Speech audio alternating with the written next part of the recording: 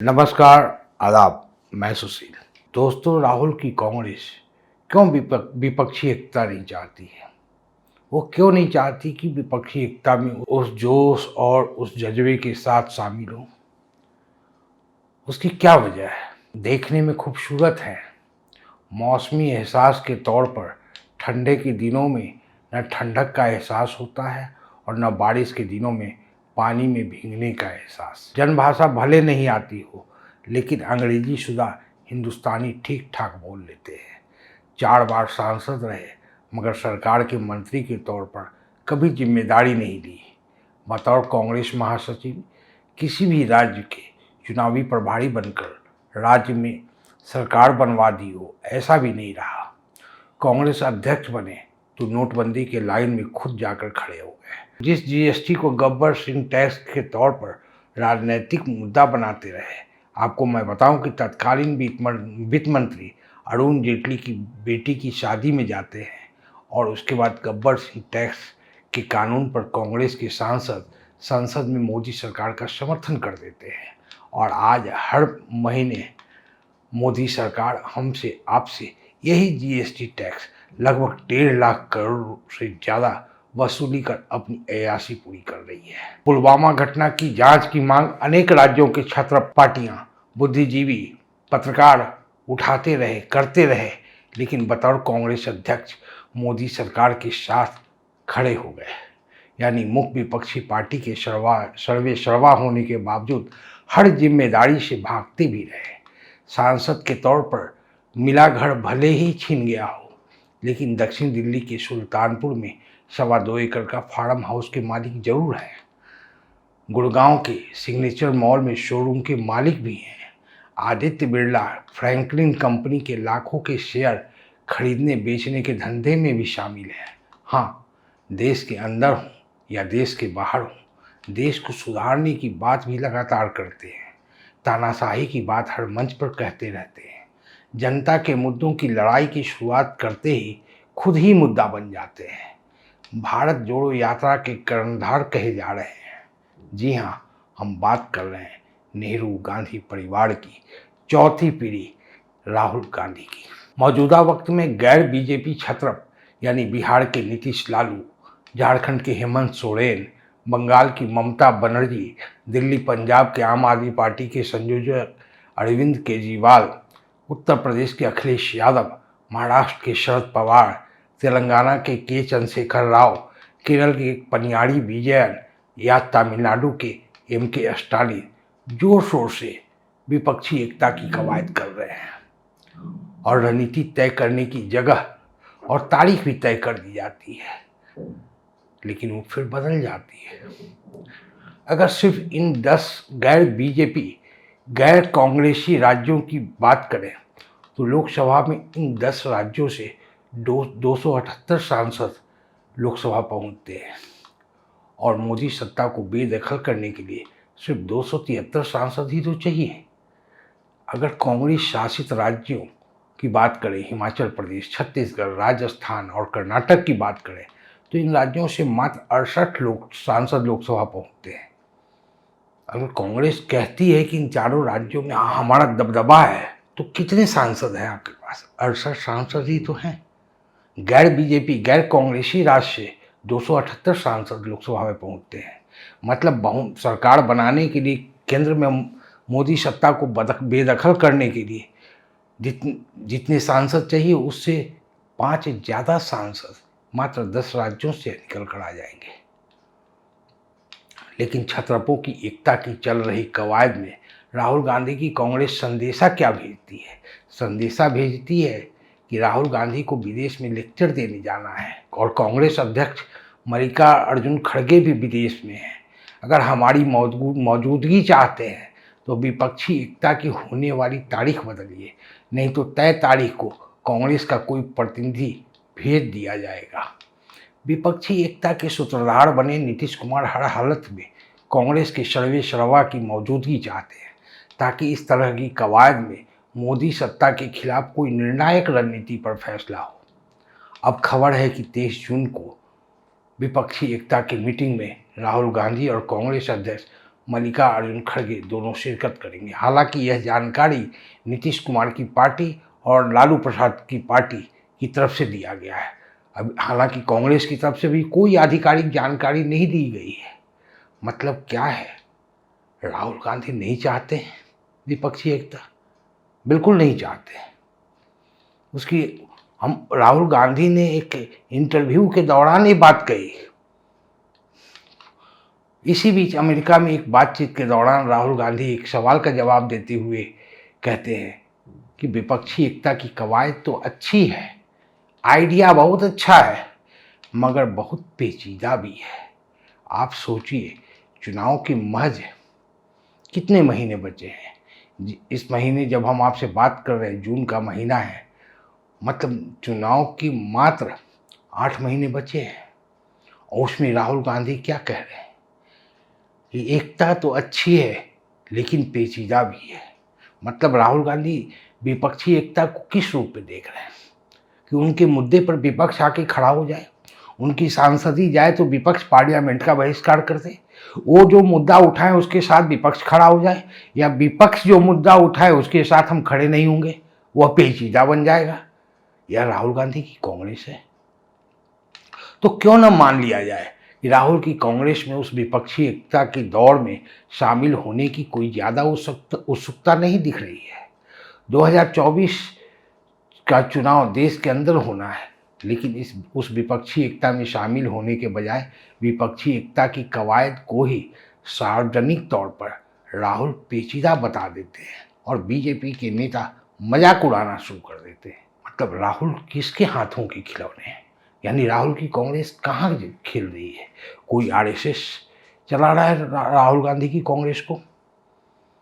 क्या यह माना जाए कि अगर कांग्रेस राहुल की सोच के मुताबिक सुधर जाए तो कांग्रेस ही इंडिया हो जाएगी, जैसे एक वक्त नारा दिया गया था इंदिरा इज इंडिया? उसका जवाब हाँ भी है और ना भी है। हाँ इसलिए क्योंकि बिना जिम्मेदारी राहुल गांधी मान चुके हैं कि कांग्रेस का मतलब ही इंडिया है और कांग्रेस में गांधी परिवार हमेशा से सत्ताधारी रहा है, और नहीं इसलिए क्योंकि राहुल कोई जिम्मेदारी लेने के लिए आगे नहीं आए हैं। क्या हाल के कर्नाटक चुनाव में आमने सामने की लड़ाई में क्षेत्रीय पार्टियों के जन कल्याण और लोक लुभावन नीतियों को, यानी मसलन फ्री बिजली, बेरोजगार को बेरोजगारी भत्ता, फ्री बिजली किसने शुरुआत की थी? दिल्ली के मुख्यमंत्री अरविंद केजरीवाल। बेरोजगारों को बेरोजगारी भत्ता किसने शुरुआत की थी? समाजवादी पार्टी के सर्वे सरवा रहे, जो अब नहीं है, उत्तर प्रदेश के उस वक्त के मुख्यमंत्री मुलायम सिंह यादव ने। 10 किलो चावल किसने शुरुआत की थी? तमिलनाडु में यह शुरुआत हुई थी, केरला में शुरुआत हुई थी, क्षेत्रीय पार्टियां ही तो थी। महिलाओं के खाते में पैसे भेजने जैसी योजना के आश्रय और कर्नाटक की क्षेत्रीय पार्टी जेडीएस के वोट को हासिल कर सत्ता में आई राहुल की कांग्रेस को यह विश्वास हो चला है कि हर राज्य में आमने सामने की लड़ाई के जरिए क्षेत्रीय पार्टियों को निपटाते हुए हमें दिल्ली तक पहुंचना है। मतलब मोदी की सत्ता से कोई लड़ाई नहीं है। मोदी सत्ता अगर नोटबंदी लाती है, राहुल गांधी लाइन में खड़े हो जाते हैं। मोदी सत्ता पुलवामा की जांच कराने को तैयार नहीं है, राहुल गांधी देश हित में बताते हैं। जीएसटी टैक्स, जिस गब्बर सिंह टैक्स का नाम दिया जा रहा है, उस जीएसटी टैक्स को संसद में किसने समर्थन दिया था? बेटी की शादी में जाते हैं, अरुण जेटली की बेटी की शादी में राहुल गांधी जाते हैं और दूसरे दिन कांग्रेस के सांसद लोकसभा में जीएसटी टैक्स को समर्थन दे देते हैं। राहुल की कांग्रेस को यह एहसास है कि राहुल गांधी को पीएम बनाने के लिए कांग्रेस को पूर्ण बहुमत चाहिए, फुल मेजॉरिटी चाहिए, और मौजूदा दौर में पूर्ण बहुमत मिलने से रहा तो क्यों नहीं मोदी के उस अभियान के साथ हो लिया जाए, घोषित अभियान। इसलिए कह रहे हैं क्योंकि बीजेपी के जब जेपी नड्डा पटना यूनिवर्सिटी में जाकर बयान देते हैं कि आने वाले वक्त में क्षेत्रीय पार्टियों का कोई वजूद नहीं होगा और नीतीश कुमार अगले 15 दिन के अंदर सत्ता बदल देते हैं बिहार में, ये तो हमें ख़त्म करने का अभियान चल रहा है, ये तो मोदी सत्ता का अभियान था। राहुल गांधी की कांग्रेस कहीं यहाँ पे तो आके खड़ी नहीं हो गई है। उस सोच के साथ खड़ी तो नहीं हो गई है कि क्यों नहीं मोदी के उस अभियान के साथ हो लिया जाए, जिस अभियान के जरिए मोदी सत्ता हर हाल में छत्रपों की सियासत को हमेशा के लिए खत्म करना चाहती है। चाहे वो केजरीवाल हों या बंगाल की ममता हों या उत्तर प्रदेश में अखिलेश यादव या मायावती, तेलंगाना के केसीआर हों या तमिलनाडु के स्टालिन हों या केरला के पनियाड़ी विजयन हों। कर्नाटक चुनाव के नतीजों से उत्साहित राहुल गांधी दिल्ली के आम आदमी पार्टी की गलियों में घूमने लगे। आम आदमी पार्टी ने कड़ी प्रतिक्रिया की, कहा कांग्रेस बीजेपी की बी टीम के तौर पर काम कर रही है। आपको पूरे हिंदुस्तान को पता है कि दिल्ली में आम आदमी पार्टी को जबरदस्त बहुमत है। आम आदमी पार्टी का विकल्प बीजेपी ढूंढ नहीं पाई। दिल्ली में मोदी रहते हैं, दिल्ली से घूमते हैं, दिल्ली में शपथ लेते हैं प्रधानमंत्री की, लेकिन केजरीवाल की सत्ता बनी हुई है। उसी में कर्नाटक चुनाव में जिस तरीके से जेडीएस का वोट हासिल किया और सत्ता में वहाँ है, कहीं राहुल गांधी की कांग्रेस क्षेत्रीय पार्टियों की जड़ में नमक तो नहीं डालने का काम शुरू की है? आखिर आम आदमी पार्टी को ये क्यों कहना पड़ा? और ये हाल की बात है कि कांग्रेस बीजेपी की टीम के तौर पर काम कर रही है। आपको याद होगा राहुल गांधी की भारत जोड़ो यात्रा का छत्रपों ने मौखिक तौर पर तो स्वागत किया, लेकिन जमीन पर किसी का साथ नहीं मिला। जब हम आज आपसे बात कर रहे हैं तो राहुल गांधी झारखंड चले गए हैं। झारखंड में एक अलग छत्रप है, हेमंत सोरेन की छत्रप है। आखिर बीजेपी राज्यों में क्यों नहीं जाते?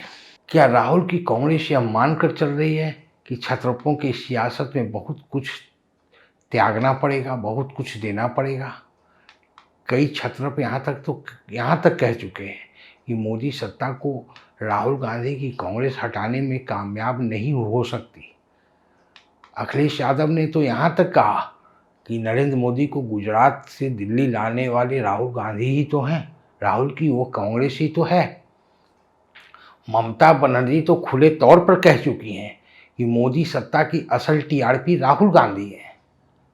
इन छत्रपों के लिए राहुल की अहंकारी कांग्रेस के लिए दिल में कोई सम्मान नहीं बचा है। ये राहुल गांधी की कांग्रेस समझती है। आप याद कीजिए कि भारत जोड़ो यात्रा मेरठ से लौट गई थी, अखिलेश यादव नहीं आए थे। राष्ट्रीय लोक दल जिसके नेता जयंत चौधरी हैं वो भी नहीं शिरकत किए थे।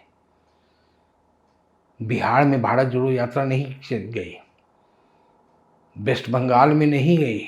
हाँ, राहुल गांधी की मां सोनिया गांधी छत्रपों की सियासत को खूब समझती भी हैं और गठबंधन की सियासत को सहेजना भी जानती है, इसमें कोई दो राय नहीं है। आप याद कीजिए कि बतौर कांग्रेस अध्यक्षा सोनिया गांधी उस दौर में अपने सहयोगियों के घर चली जाती थी, चाहे वो मायावती हों या रामविलास पासवान हों या लालू प्रसाद यादव हों या शरद पवार हों। सोनिया गांधी अपने दरबार में नहीं बुलाकर बातचीत करती थी।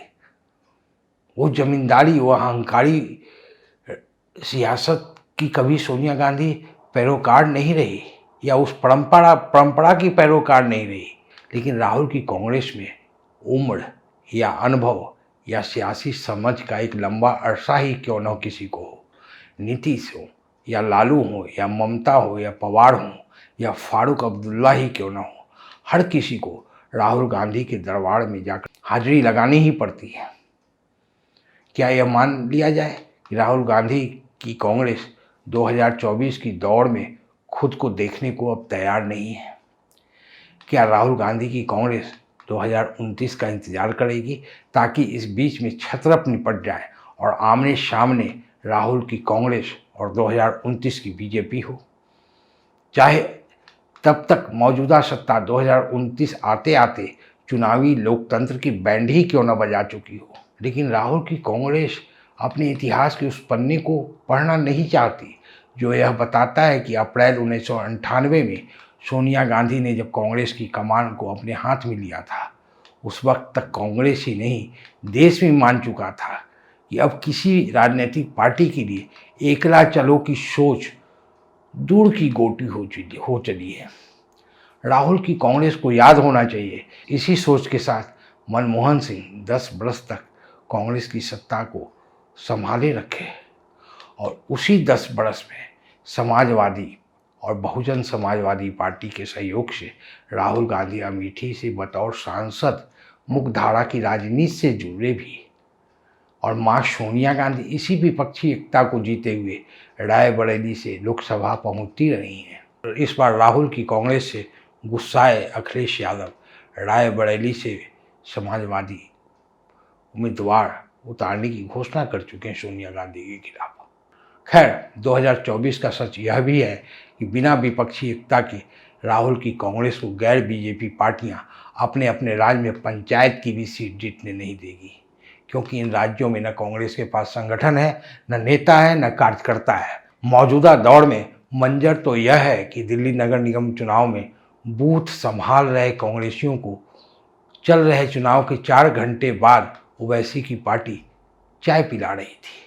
समझिए कि दिल्ली के नगर निगम चुनाव में कांग्रेस का जो कार्यकर्ता बूथ संभाल रहा है, चुनाव चल रहे हैं, सुबह 7 बजे से चुनाव चल रहे थे और ओवैसी की पार्टी कांग्रेसी कार्यकर्ताओं को चाय पिला रही थी।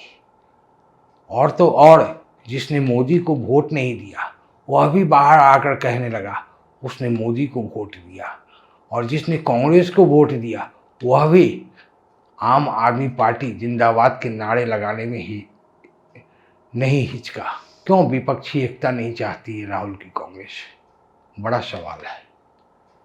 बहुत बहुत शुक्रिया।